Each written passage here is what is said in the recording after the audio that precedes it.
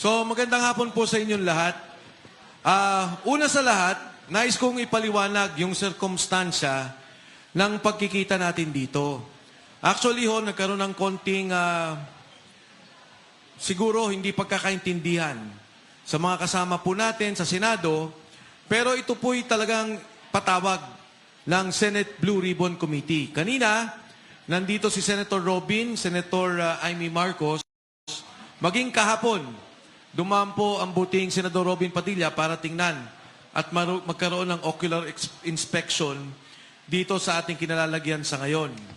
So kung ano man po yung kaguluhan nila, dahil bukas ay special session na ng Senado, pinatawag ng palasyo. At alam natin na ito ay patungo sa pagbabago ng liderato ng Senado. Hindi lamang sa liderato ng Senado, ngunit ito rin patungo na sa pagbabago nila noong liderato ng Blue Ribbon Committee. Kaya po minabuti namin na kunin na ang pagkakataong ito dahil maring ito na ang huling pagpapahayag ng ating mga buting sundalo, ang ating mga bayani na nagsalita noong unang Blue Ribbon Committee hearing.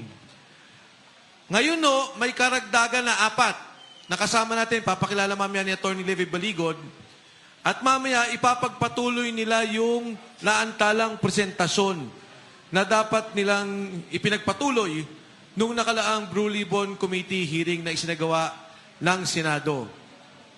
Napaka-delikado po ang sitwasyon ng ating bansa.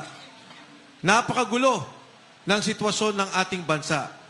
Ang mga demokratikong institusyon katulad ng Senado ay binababoy, ginigipit, maging ang mga senador. Yun lang kung pagpunta nila dito ay marami ng mga pananakot na naganap. Maraming panggigipit, kaya marahil iniiwan natin sa kanila yan na pag-usapan at tingnan kung ano ang kanilang gagawin bilang grupo.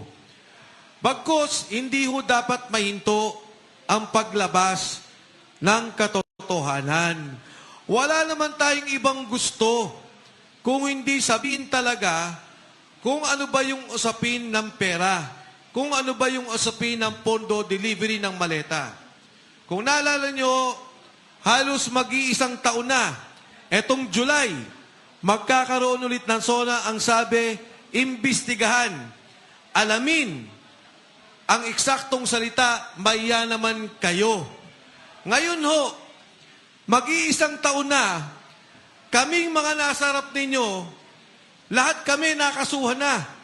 Yung mga nagsasalita ng korupsyon, yung mga naglalabas ng katotohanan, ang nakakasuhan.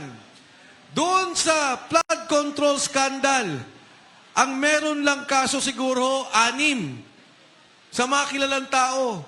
3 doon, meron pang kasama pa bilang witness o state witness ng Estado. Hindi na pwedeng kasuhan. Wala nang pondong pwedeng kunin sa kanila at mabalik sa kaban ng bayan. Ito ang galit ng taong bayan. Ito ang galit ng Pilipino. Yung katotohanan, patuloy na ayaw palabasin. Kaya yung sinasabing usapin ng liderato ng Senado, yung sinasabing Constituent Assembly, wala yun sa aking palagay at sa palagay ng maraming tao.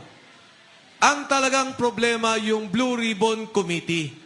Ang talagang problema kung saan tutungo yung flood control scandal.